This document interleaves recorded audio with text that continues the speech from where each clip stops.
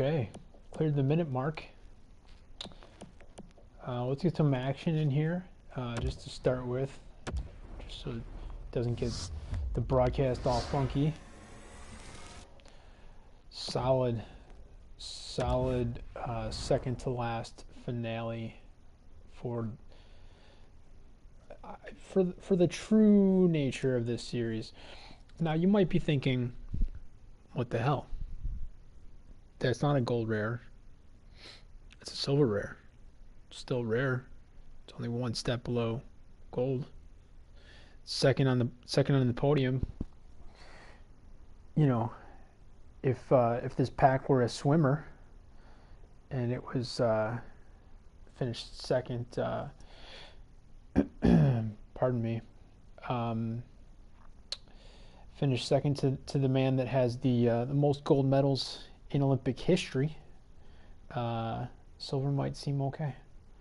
However, it's not that, and this is not the gold rare series. Now you can say a bit misleading to just leave the description up there. Well, to be honest, I am lazy. So, and especially since I'm basically just doing this for myself, we probably get more random people who indicated that they're in the room and then don't comment and basically almost immediately leave, which I indicated in early broadcasts. That was a major point of pride for me, because we could have up to 3 or 4 people, quote unquote, in the room, at most one of them speaking, and can easily get rid of all but that one, and then sometimes the one who was talking too as well. Really good at that. So these things, I mean, they're honestly, for me, it's a bit of just kind of a historical record for my progress throughout. Whereas, you see the scroll at the bottom, message at the bottom is about a completely different game, and in fact, I was doing that specifically much more so than here, because that's not a 100% story-based game, but it is very much Red Dead Redemption 2 I'm talking about. It is very much a story-based game. And so to do kind of a comprehensive series of very extended, in many cases, sometimes marathon live broadcasts, made a bunch of sense. And I don't know, I was interested in checking out the whole Twitch thing as a quote-unquote producer, as someone that was putting out content, follower, so I was gonna do that at least once or twice, because those are the only 2 options you get here on PlayStation, at least, is YouTube or Twitch for live broadcasts, and there's not really, I'm not trying to get too much into the weeds here, but it's not too much more, it seems like, that you can just kind of automatically built into the system share stuff with, like if you have just kind of gameplay recordings or whatever. I believe, as I've mentioned more than once before, those can go over onto like Facebook and Twitter, but I don't have accounts on either one. Very proud of that. One more so than the other. Won't say which one, because their bots are more likely to find this thing and get pissed at me and do something to me in real life than any person who might be listening and could gain from me talking crap about either or both of those, or social media in general, or any of these sites really. YouTube has been mostly good as far as my experience of kind of quote unquote producing, and was not 100% new to me with this with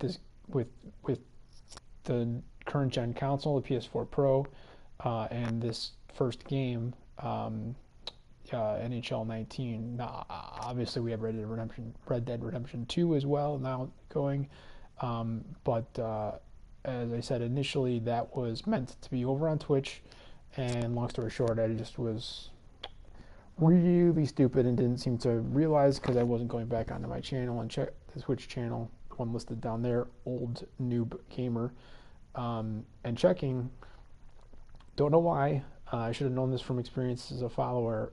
Generally speaking, um, your live broadcasts that you do on Twitch don't automatically stay on your Twitch channel. I don't know if you guys see that. It's not a big deal. It's just the community that I'm in, related to NHL19. Um, I know sometimes when stuff pops up, it blurs it, but I think that's more just messages, which is good because then I can see it while the broadcast is going up in case, somebody has something important to tell me, which nobody does. I don't know anybody that plays either of these two games. Um, but it doesn't force their potentially private information to be broadcast on this live format or on the replay that will should, I say will, but should be able to keep its place over on YouTube because there's no music, there's no other copyright infringement, and I'm actually not even really talking any shit about any of it, about Sony, about PlayStation, about EA, about the production house that put together this game, about this game in general, about hockey in general, about NHL. So a lot of stuff in there that I usually do talk a bunch of shit about, but this this one is not that. this is a completion of a journey thing for me, at least, I guess, and then now means that I have to not necessarily reevaluate, but I'm going to probably make slight adjustments to how I proceed moving forward. Because the team is essentially, for I say this like every time, but for those of you that are new that haven't been paying attention, and it's like, well, 4 people on average at most watch these videos, whether 2 minutes long or 2 days long. And I think I was told by one of the subscribers last time, but that was like almost a week ago, that we were up to like 14 subscribers. I don't check these sort of things. I would have no idea. Gotta get a little water. So, but yeah, I wasn't completely new to the whole putting content onto YouTube thing. But even, and I wasn't even new to putting gameplay content onto YouTube, but I was new to the gameplay content thing. That was new for me with this game when it first started, September 11th. An interesting date for America, since it's now November 11th. Two very interesting dates for our country. Anyway, yeah, so I'd done the mobile gameplay stuff mostly, and some of the stuff that you can use with that is actually pretty easy to put up, sort of basic stuff there as well. But I guess there's a chance that there could be an aspect of sort of the social communal thing with Red Dead Redemption 2 when it switches over to online. And I just say switches over in the sense that, like, it seems like almost everybody that I've seen broadcasting on Twitch, which I guess they give me updates just because it's the same game that I was broadcasting for a minute. But I'll like log in and I'll get total spoilers and see them in like fucking chapter 8 or whatever, and I'm like, I'm barely into chapter 2 and I don't think I played the game honestly in 2 days, which is weird because I definitely went like almost 2 straight days of playing it, not like mission content, not like moving the thing along, but like sleeping through half of it, taking breaks during periods of time, and essentially playing NPCs in poker at the saloon for in-game currency of $2.50 per person, with a max of basically 4 or 5 people that you can play against, most of which do not ever bother to rebuy, even if in the back. Anyways, it doesn't matter. Does not matter. none of that matters. If I talked for 11 minutes, I'm guessing maybe 30 seconds of that was worthwhile. Point is, I put stuff on YouTube before, and I've even put stuff up on YouTube on this quote unquote channel, but it tended to be just kind of stuff that I didn't really like make public. I just provided the links to my mates that were on my team to try to give them whatever hints, tips, tricks, or just whatever, just stuff that I was feeling a need to share. I've done a lot less of that of late, and I don't just mean since I got this console and since I've been just banging out these broadcasts, which started more after I made the switch to transitioning over to only playing untradeable cards. Which I don't even know if I've even said that yet in the first 12 minutes, but that is the entire quote unquote point of this channel. Or the sub channel, or whatever the fuck you want to call it, but it's that within HUT I can only play with cards and therefore players that are untradeable. So obviously this right here is kind of like the kind of the best way that you do those sort of things, but not even really this one. I would imagine I don't pay too much attention honestly to the silver common or silver rare player packs. I feel as though, and we just saw the silver common was a tradable card, so I have no idea what I'm gonna do with that. I can't imagine it's going for very much. Maybe I'll offer it to somebody who's trying to sell a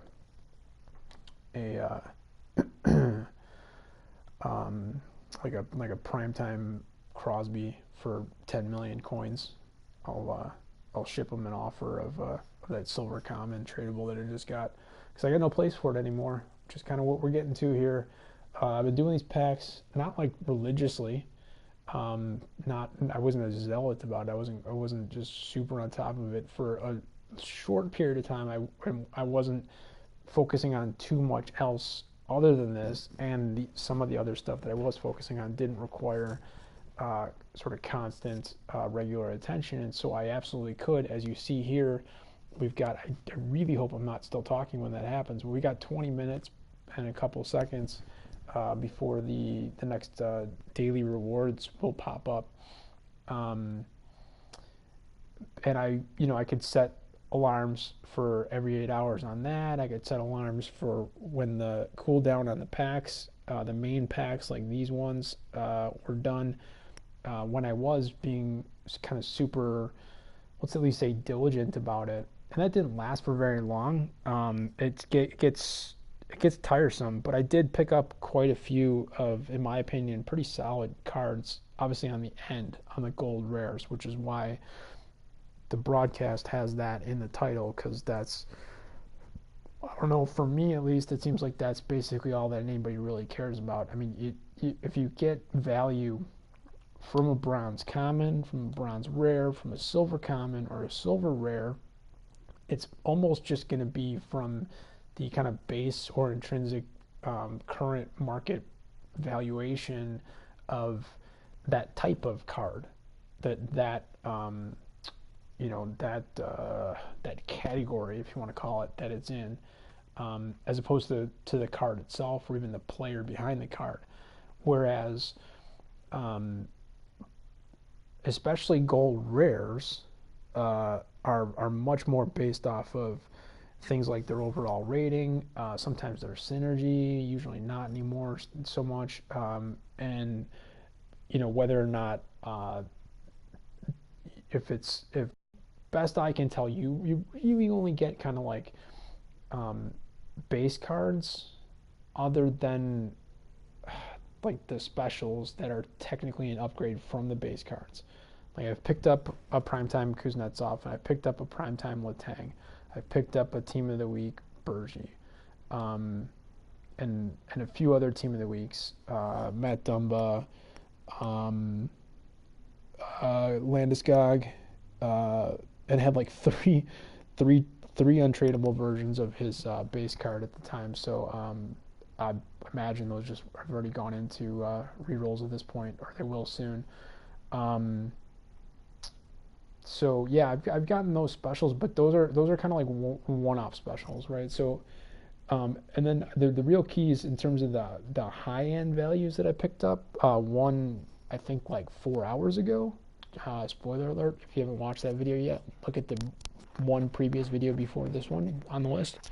Um, Picked up, well, I guess won't give that away, even though it's already been aired. Picked up during that, and these things I say on there no commentary because I usually do not have the mic in when I start them, and I expect to really just kind of flip through as fast as I am willing to do, having waiting a full minute for the broadcast to ensure that it's not going to get killed by the system before starting or whatever. I don't know why it does that, but it does. Also, you can't really, the audio is garbled and jumps around a ton in the first minute plus anyways, so it is what it is. I just kind of wait a minute and then go from there.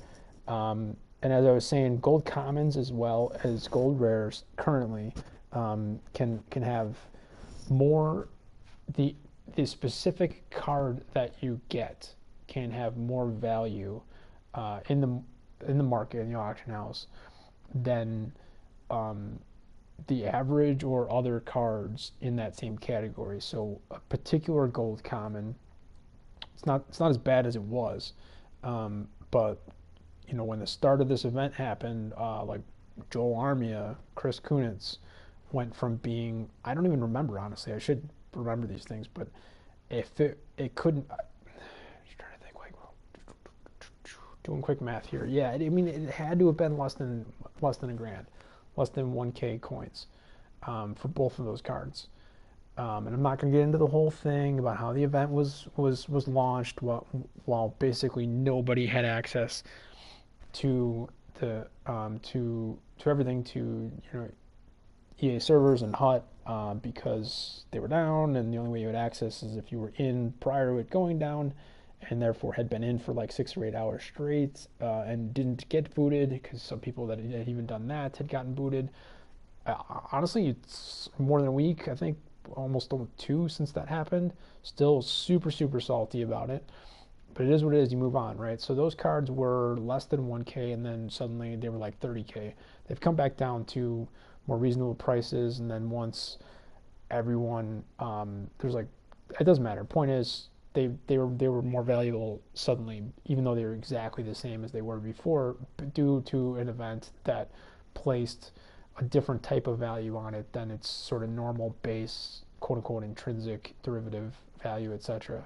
So that can happen even for gold commons, and it would happen for gold rares too. Now the difference is, in this thing, when you're doing the rerolls, I think it's 100% of the time on the gold rare rerolls, and I have to feel like if it's not 100% on the gold commons, it's pretty close, but it feels like 100% for me on that as well. That both of them are untradeable. So you think, okay, great for me, because it's building up the squad of people that can play on my team. But the thing is, like, there's no gold commons that are gonna play on my fucking team. So, in fact, I was doing it kind of for the reason that I'm doing this right here, and what you're gonna see in hopefully, say, under 5 minutes. We've done 20 so far. So, I would. Long story short, I was just trying to complete sets, right? So, and if you get something out of this set, then it's a bonus. If the main thing that you're trying to get from the process is the thing that we're getting to, as you can see, the highlighted circled 2 next to the star card that is showing 13 minutes left to go before the daily rewards. If you're familiar with the game, if you're not, you might have been like, oh, I don't know what that is. I don't think I've seen that before. I got no idea. I will definitely show you in a second, and that's why I have not opened up this last pack yet. Because technically, completing the set, in case anybody is really confused on this, completing the set that produced this particular pack is actually the kind of the final thing that happened to complete the whole purpose of this particular broadcast, and what I'm going to show you in about 1 second. But yeah, point being, I guess I don't really see myself doing a ton of the silver rares to gold common sets anymore. Because again, the gold common untradeable cards are essentially never making it onto my team, and therefore they have to be. I need 5 of those to roll into a single gold rare, which obviously, as you'll see in a minute, I've done a ton of. But at this point, you just kind of gotta have to keep backing it up, right? So you have to have the silver rares to be able to even do the sets for the gold commons. And it's like, technically speaking, you don't, everything doesn't have to come from sets. They don't have to come from the packs that come from the sets. You can just buy either one. You can either just buy the 5 silver rares that go into completing the set, which you get nothing else. There's no other milestone criteria that you get from doing that anymore at this point, other than, 1 per day. And I'll get to that in 1 second. Geez, we got 11 and a half minutes. I don't want the dailies to pop up before I finish this. So that just seems really unlikely, especially because, technically speaking, I could also go on the market and buy gold commons.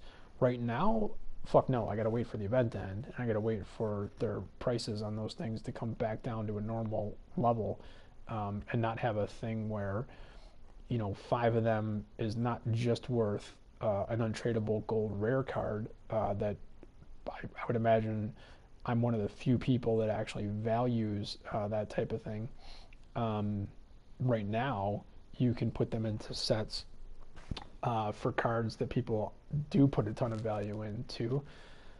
I guess more than they did, and now less than it started with, and yet still the gold commons are worth a ton more than they should be, generally speaking. If you really want to do the whole thing, not only do you have to play the specific original 6 hut challenges and win them on Superstar.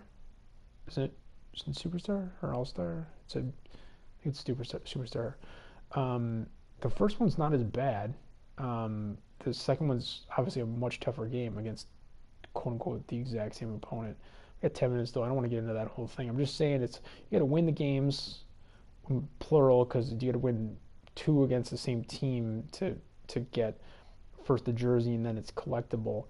And see it turn to red when you get under 10 minutes. Like, hey, stupid, finish your stuff. You got 10 minutes to go.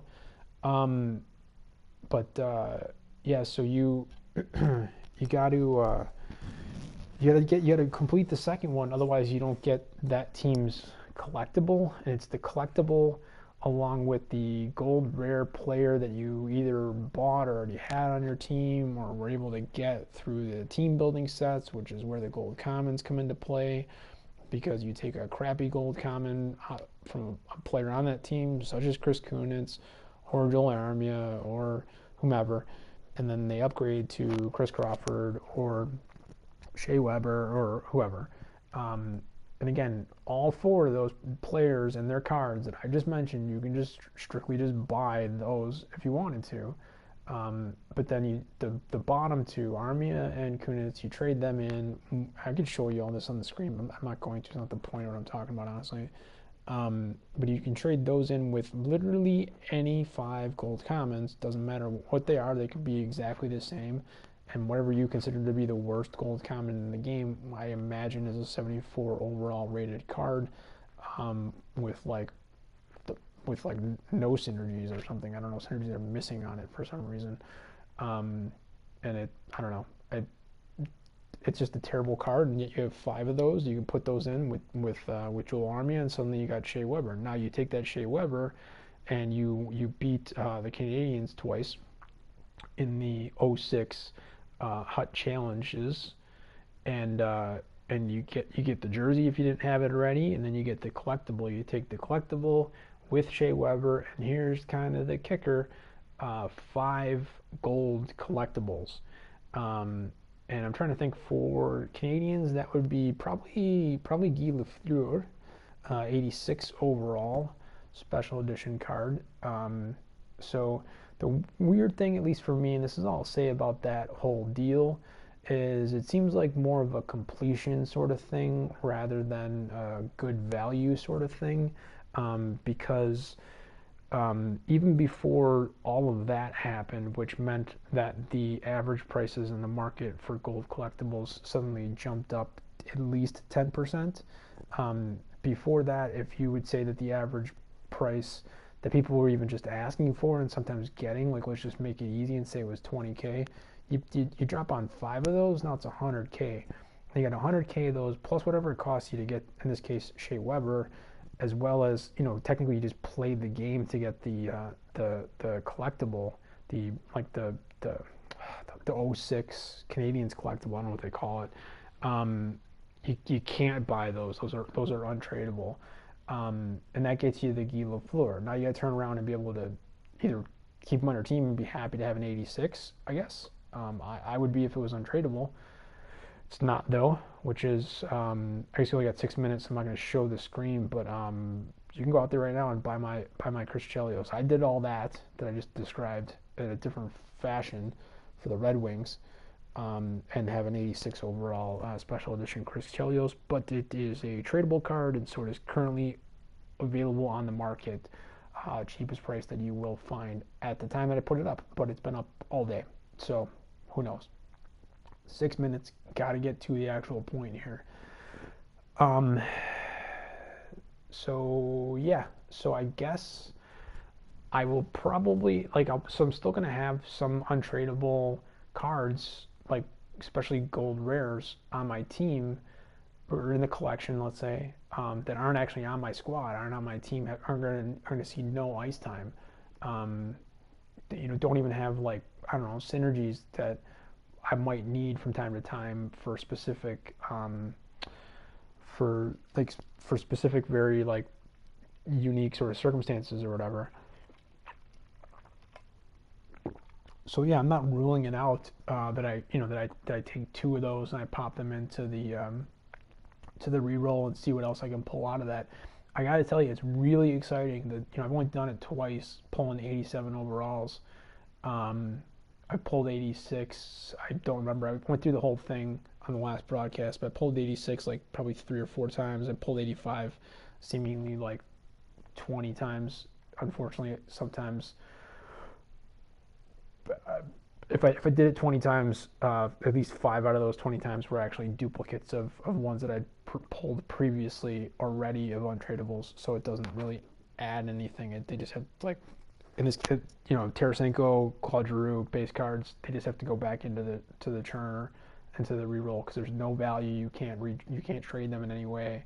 You could quick sell them for no coins,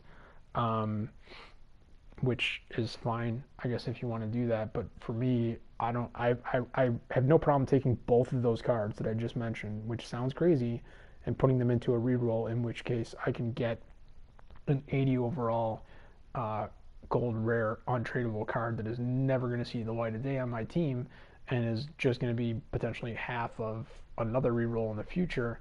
But it makes sense to me to do that, just because there's no other value for it. There's one other thing that you can do with them, and I have done that other thing, and that's probably where my focus is going to be more so than trying to increase the overall kind of value of my squad. But speaking of value of squad, how about we get to the actual point? Again, this card does not matter at all. We'll go with slow burn for the for the tradable version. Anybody wants Johannes Janssen, assuming that's how you say that, no idea. In case you're looking for a silver rare butterfly goalie with the Butte and Burns and obviously crap base stats, but that's what you get with a 68 that is basically 68 across the board except 69 with high. So that's it. If you want that card, let me know. I'll give it to you for probably less than what it's going for on the market. More importantly, no more packs. What's going on? What are we talking about here? What's going on? We're going to try to get done in the next less than 3 minutes. Here's the real deal. First of all, when you suddenly have some coins, that is very helpful. You'll also notice this is done.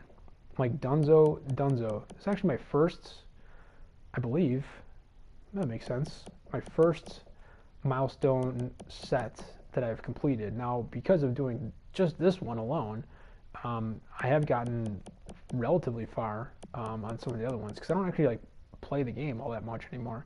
I got 2.5 minutes to do this, so we got to pump this out. Let's get those 10,000 coins.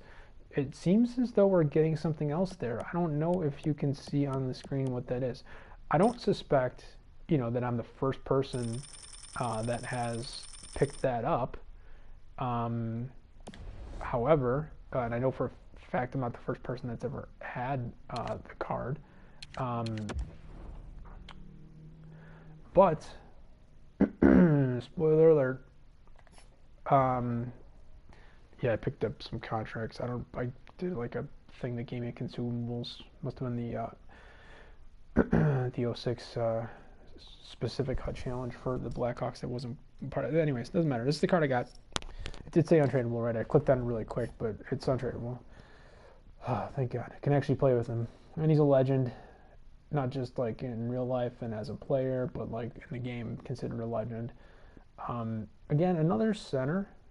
But man, face-offs, base 91, none of those three synergies adding to the face-off statistic. Unless for the boys does, but I really don't think it. I don't remember. It's been a while since I've used for the boys. But I don't think so. I think that's more about some other stuff. I don't know. But either way, it's got call the shot. I may have gone over this in a previous broadcast when I knew that I was getting close to this. I think it was just like one of those where I'd gone for a very long time, and I had one of the few people that does come into the room and chat asking me some questions, and so I did go over it a little bit. I think that was probably the only time that I went into the specifics, went out and tried to find the card, which you'd have to do by basically going in because it's not being sold. I don't think you can buy this. I guess it could be suggested that it could come from a pack. I don't know if those would be store packs only, if they would be part of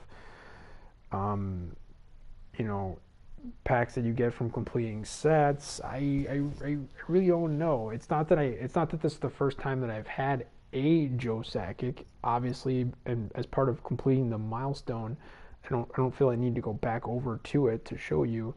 But during the process, you get some coins. I don't think they give you any like bronze or silver packs or anything like that, or even gold packs on this one. I think this one is strictly every other is coins, and then every other is a version of Joe Sakic, probably starting, I don't know, probably as low as like 80 overall.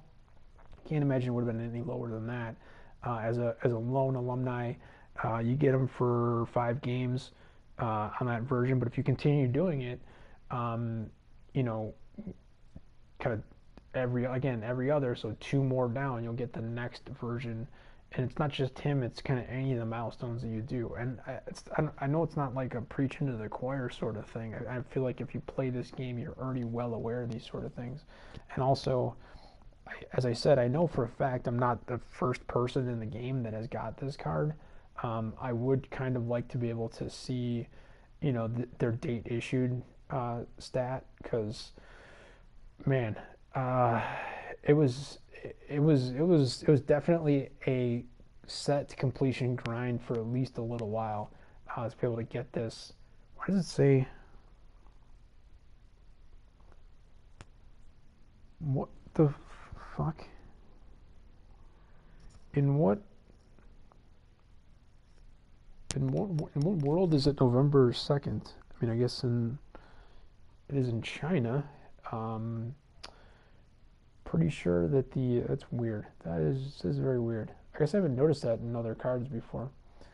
But yeah, it's the game timer is time, and it is absolutely still Sunday, November 11th, 2018, in Pacific time, as well as everywhere in the United States, West Coast, Mountain Time, Central Time, and East Coast, all four. Still November 11th, but yet it is indicates date issued November 12th. No big deal, I guess, if you're off by, one or less at times. Um, but yeah, I played a online game, like a what was it, the global series, the one on the right that doesn't require you to be 80 or less or whatever. Um, and it was a shit show. And I tried to basically just pause the like let the controller charge. I think I clicked the wrong button and ended up quitting the game. And I don't think I got any credit for the game, at least not as far as game completions go or whatever. And I know, my free cards are there, and I should do them because then I can do them again in another 8 hours. But I mean, it's 8:40 p.m. Eastern time. Another 8 hours, yo, that's 4 or 5 o'clock in the morning. Granted, on a Monday, I really shouldn't be up at that time, unless I'm super stoked to get up to see the wondrous glory that is going to come from the 2 free gold packs that we get every week. I believe in the last broadcast I actually showed opening up a gold pack that I got for something else that I had completed, and just how silly it was, how far below the coin cost of the pack it was of what I garnered from it. But just look at this guy, man. I know I've had it up there for a while. If you were looking at it, you had a chance to study. If you haven't been paying attention to this, if you're not really that close to this yet, I don't know. For me, I feel like, why not? How many 94 pluses you got on your team already? I mean, if you have some, they might already be centers, and that's fine. But speed, speed, speed. 99 acceleration, agility, and speed. Balance 96 and endurance 86, just kind of rounding out the top end there. But shots. I mean, it could be a little bit better, I suppose. But you know what? The call the shot synergy, if you activate it, is going to get that done for you. I believe it's going to be adding the +2. So without even doing that, base on the card, 95 slap shot accuracy and 98 wrist shot accuracy, and not too much, in my opinion, of a drop off on power. Sure, 90 kind of low end of the 90s, obviously, on slap shot power, and then 93 on wrist shot power, but get that call to shot synergy activated when he's on the team. Suddenly you're talking about 97, 92, 100. Do our kind of asked this question, but since nobody watches these things and nobody ever answers me, I haven't actually gotten an answer to this question. I guess I could check on EA's website and not find anything, and then try to contact them and realize that they, like most companies, don't have a place where you can actually contact them by phone, unless of course you're a game changer. So yeah, I don't know if our amps go to 11. So we put that call a shot synergy on. Does this particular card go up to 100 on wrist shot accuracy? And does it matter at all? Because how much of a difference would 100 be from 99? However, one thing I know for sure is that if you have the call the shot synergy activated, it will be, let's just say, at least a 99 on wrist shot accuracy, although I suspect that's as high as it goes. Wrist shot power gets a bump up to 95. Deking, hand-eye, passing, puck control, all 96s. Not really adding anything from the synergies on most of those, although again, I can't remember off the top of my head whatever the fuck this shit is you get from For the Boys, but it's something, I don't know. So some of that might get bumped, I don't know, whatever. You gotta have like 10, you gotta have 10 things that add to that though, and I don't even, yeah, you can get a gold For the Boys head coach that'll add 3 to the 10, so then you'd only need 7 of your players, which don't even have to be position players. You can find 2 crappy goalies that have For the Boys synergy, and probably amongst other things if they're crappy. And therefore then you only got to find 5 out of your front 12 to have that as well.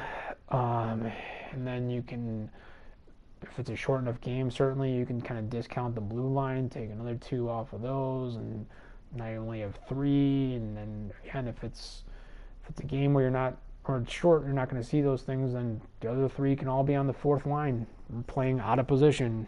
Who gives a shit? You can have For the Boys activated with a gold For the Boys head coach. There's only one of them available in the game. Spoiler alert. Feel free to go out and buy it if you want to do this and don't have that yet. But also, just quick side note, if you play on the PlayStation side of things and you legit want to do that, let me know. I will probably sell you one of mine for less than what they're going for in the market, which I imagine is probably what you'd get for doing a quick sell, which would be like 50 coins. So yeah, you can have the the gold For the Boys head coach. It gets you 3, 2 crappy goalies, gets you 2 more up to 5, 2 crappy blue liners, gets you 2 more up to 7, and the back 3 on the fourth line, all again crappy, I would imagine, would get you the 10, would get you For the Boys activated.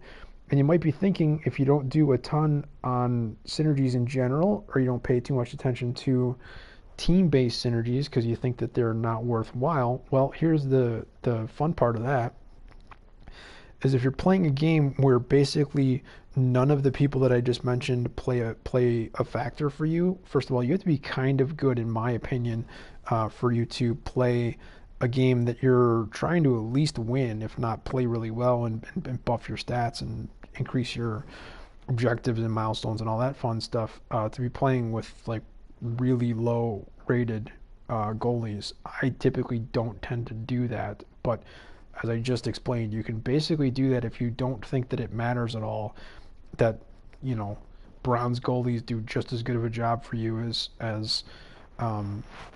what's the highest in the game? Probably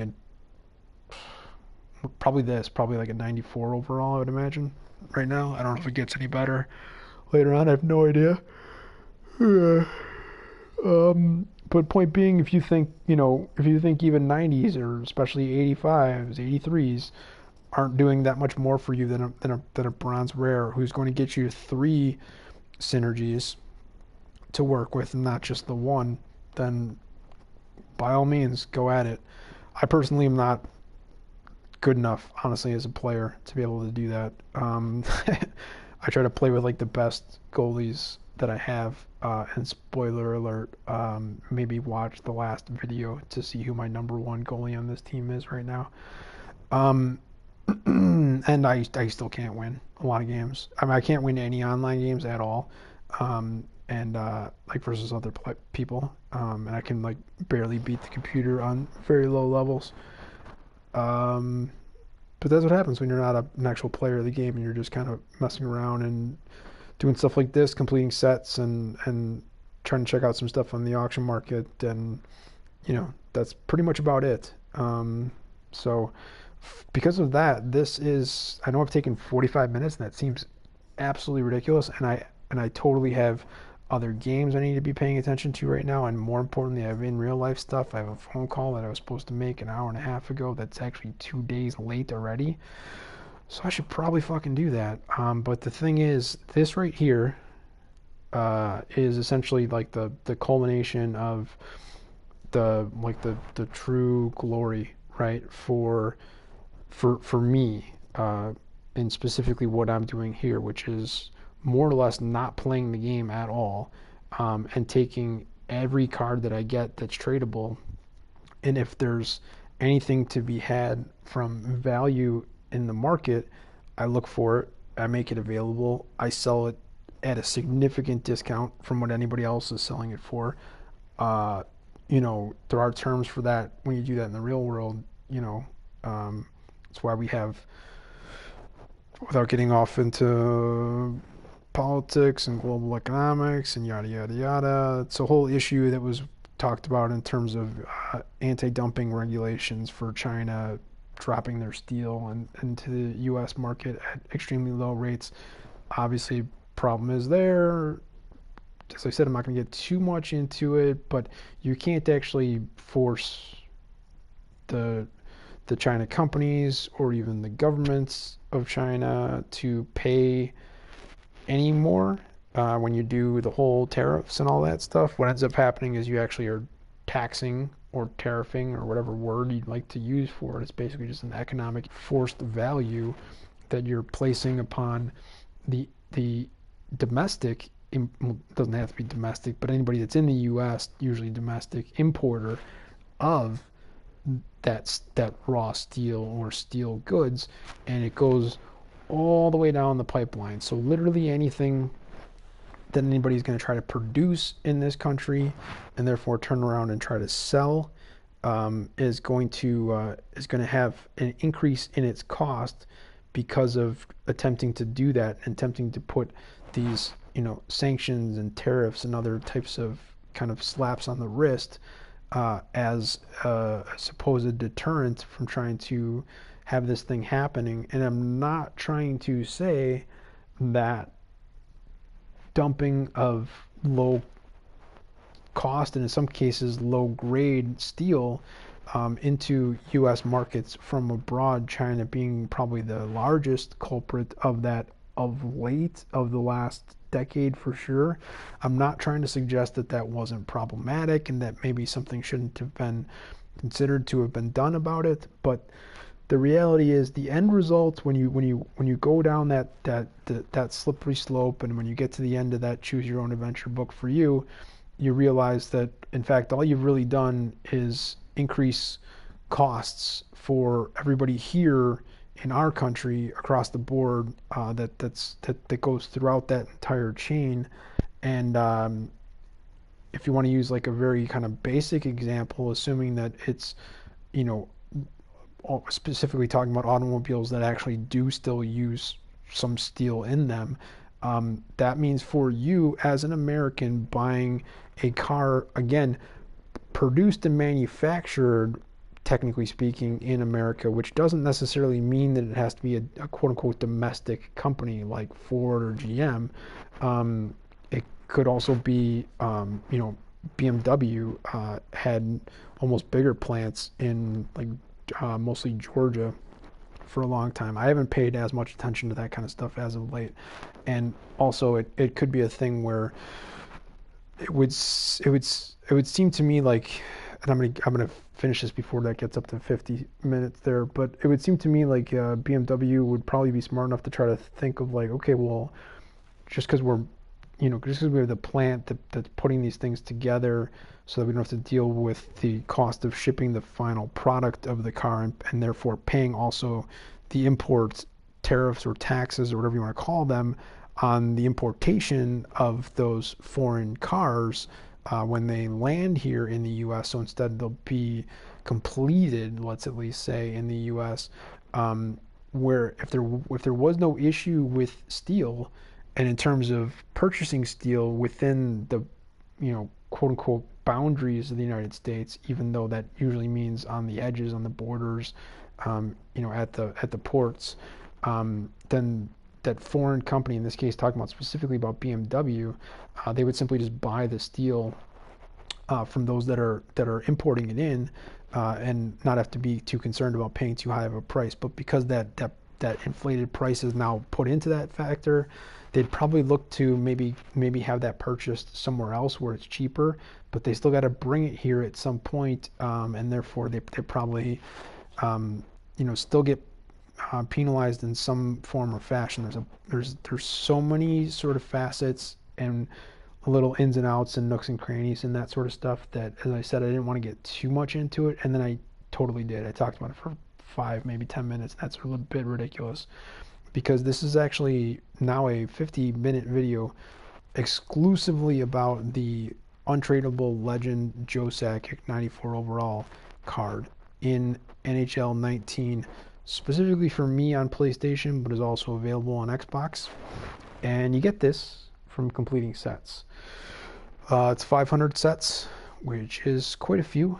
I could break down the numbers for you as to how you can do sort of specific sets and how long that would take you to complete if those were the only ones that you were doing.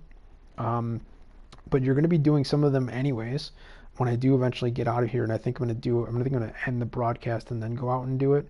But the daily reward pack is out there for me right now, and I know that that counts towards the daily reward pack milestone, which is a 92 overall Chris Chelios, which I would love to have on the team, and very much looking forward to that happening sometime in 2019. Um, and it also counts as completing an objective, and completing objectives is also a milestone that I think I'm further along or closer to, or whatever you want to call it, than I am on the daily rewards pack one. Um, but I was saying, that you do that because that would be completing a set. It's not really that in and of itself is not completing a set, but every day, basically every seven, I thought it was 8 hours, but every 7 hours and 50 minutes, um, that will pop up. And again, you can set timers, so you can ensure that actually in the course of a full 24 hours, if you can be around at each one of those breaks, 7 hours and 50 minutes in each time, you absolutely can open up 3 of those daily rewards per day. So now, the reason why I would point that out is if you want to kind of do the math to figure out when you're going to complete the milestone for getting the Chris Chelios. And that's why, as I said, I mean, I just know for me, I'm lucky if that happens late January at this point. But more importantly, I don't know if I said this yet, but what I was getting to was that in those packs, it's garbage.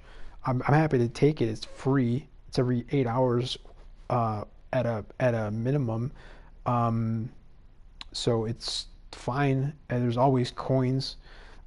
I think I've gotten 50 coins once before. 100 seems to come up a lot, and I don't recall ever getting more than 1,000, and that was probably like once that I can remember doing that. But either way, like let's say it's 100 to 300 coins every time that it pops up, they can be useful. They're fine. It's good stuff. Then you're also gonna get one player item card. It's gonna be crap. You don't need that player item card at all ever. There's never a circumstance where you do. Um, and then a consumable. I would guess did they switch over to just doing contracts and not contracts and healing, or just healing? I would imagine it's probably just contracts.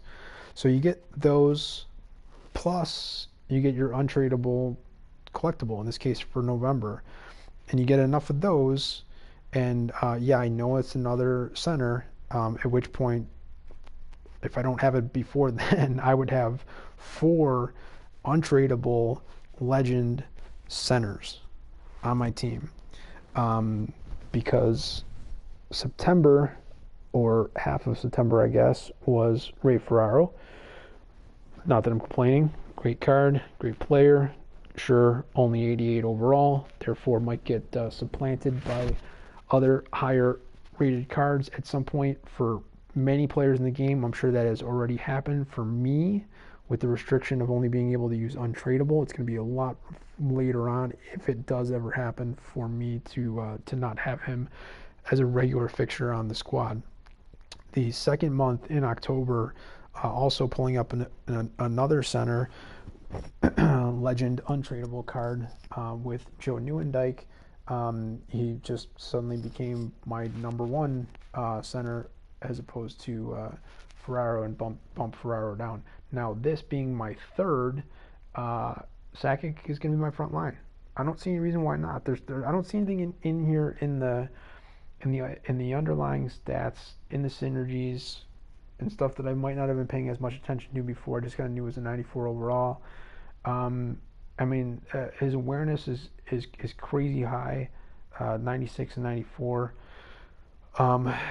He's not necessarily, I mean, for having defensive awareness in 94, he's not necessarily super high as far as his defensive statistics.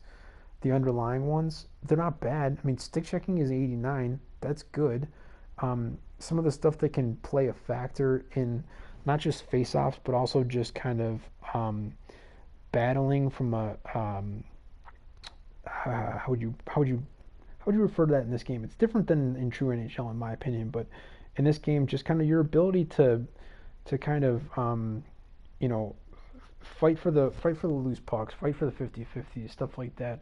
I think stuff like poise, strength, um, I you know I don't really think that they're as much of throwaways as some people might look to suggest. And I know I've definitely been told by people that those two stats and one other one, which one was it? I thought there was one other stat as well. That none of those that I'm looking at right now would make any sense, but maybe like balance. I don't know, but poise and strength can also be factors in face-offs, but that's more on like the higher end. For me, it's not so much. But either way, 96 poise and 91 strength to go with 91 face-off. That again does not have a an individual player-based synergy increase on face-offs. I'm fine. That's fine. I don't care that he's going to be a little bit lower in his face-off stat, even with a team-based boost than potentially some others. Like I believe Newendijk is higher. Ferraro was about like right there, but also has face-off master, so he's technically going to be higher. But that's fine. His other stats that are here, just ridiculously fucking quick. You cannot get any faster. Acceleration and speed are both 99. It's just a crazy good card. Shots are fantastic. I'm not trying to like just completely hang on Sakic's nuts here, or this version of his cards nuts or whatever. But it's just such a great card. And it's not the best in the game. Obviously, that would be silly. Then 99 Legend, Gretzky, and Lemieux, by definition, statistically speaking, are going to be better than any other cards that are going to come out, unless they do other 99s, and I guess they will when Team of the Year comes out. But until then, you got those two. If you want to try to go that route, those are tradable. Therefore, if I do ever go to that point, they don't get to play on my team. This guy, however, does. And so, an hour in, that's what I'm going to leave you with is, sure, you might be pissed that you went through this whole process. I watched and then commented on a video from Revived Legacy. Should put a link below in the as a comment to the replay version of this live broadcast, so you can go check that out or whatever. But now that I said that, I don't think I want to do that, because even though he was specifically talking about this card and getting it and whether or not it provides value, the other stuff that he was talking about in there, I'm not a fan of providing that information. I think it kind of ruins the game. Because what he's talking about definitely does ruin the game, but just even bringing it up and then therefore giving more awareness to other people, I think also ruins the game too. But Joe Sakic, 94 overall, legend. That would seem like an amazing thing, but as you can see here, it's in untradeable format. So if you wanted to be able to sell what was Revived Legacy was saying was a 300K approximately coin value card on the marketplace, after going through the very arduous process of completing all these sets to get the card, I would love to have 300K coins. I don't know if I would trade the card if I was given the option to sell it for that much.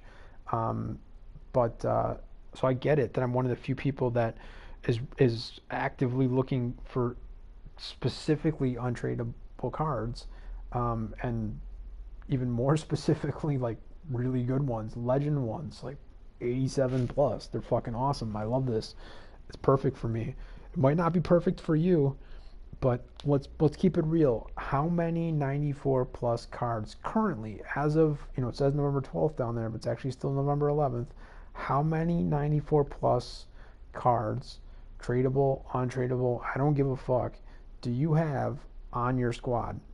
Now, if you're just like a straight up player and you're not like top 50 in the world in this game, the answer to that question should be very few. You definitely should not be like totally stacked in like nothing but those.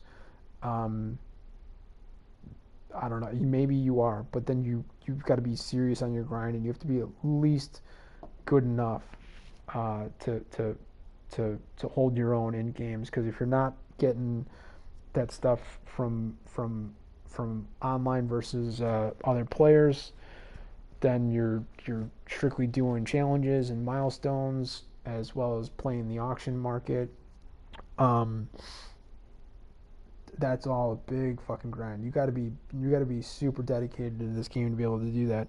And it might seem strange to some people that are maybe only like halfway towards completing this milestone that on November 11th, I'm talking about other people maybe being more dedicated and more kind of crazy about their grind while showing this card for an hour.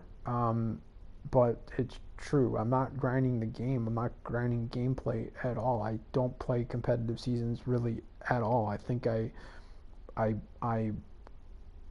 qualified for one of the side ones, not Hunt Champions, um, like at least once. I took my Bronze Plus pack and went home. That was called it a day, and I have no desire to need or do that anymore because I would have no reason to have those cards. You basically cannot get even 83 pluses in those packs. It's not possible.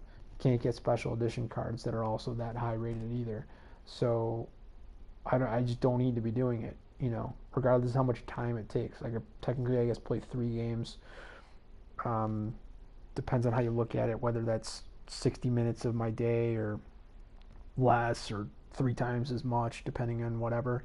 Could do that, and then get the lowest overall rating and get those sweet Bronze Plus packs. But honestly, like there's no value in those things. Plus, also like you can just buy them with coins. And how many coins does it take? Is it like fucking dude? I don't know. It's like 3K coins or something. Well, Bronze Plus is actually more than regular bronze, but even so, it's not very much. So it is what it is. I think it's kind of stupid, anyways. But I do, everyone does their own thing. It's fine, whatever. I'm just not doing a lot of gameplay, but I will play. I'll play more. And as I got the okay, we'll go with the full spoiler alert at this point. Picked up, um,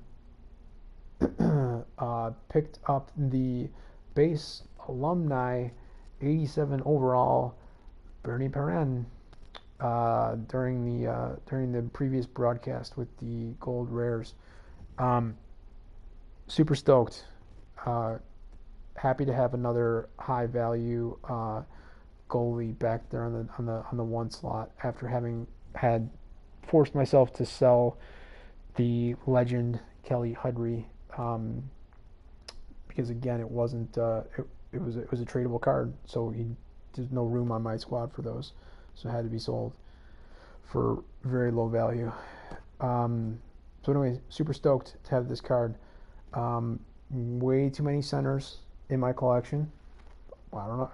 That's just the way it is.